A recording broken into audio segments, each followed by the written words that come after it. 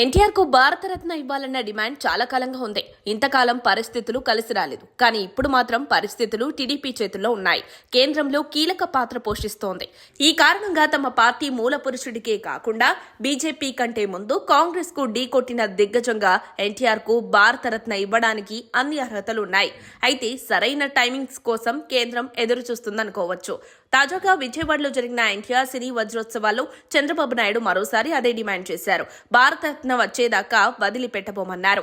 ఆయన తలుచుకుంటే నెక్స్ట్ అవార్డుల ప్రకటన సమయంలో ఎన్టీఆర్ కు భారతరత్న అవార్డు ఉంటుంది. కానీ అలా ప్రకటిస్తే ఎన్టీఆర్ సతీమణి తానే అంటూ లక్ష్మీ పార్వతి ముందుకొస్తారు. ఆమె చేసే రచ్చకు వైసీపీ మీడియా, సోషల్ మీడియా అదనంగా జత చేసే కంపును తట్టుకోవడం అసాధ్యం. ఈ పరిస్థితిని చక్కదిద్దడానికి గత ఏడాది ఎన్టీఆర్ కాయిన్ విడుదల సందర్భంగా లక్ష్మీ పార్వతిని ఆహ్వానించలేదు. ఆమె కుటుంబ సభ్యురాలు కాదన్న భావన కేంద్రం దృష్టికి తీసుకువెళ్లారు.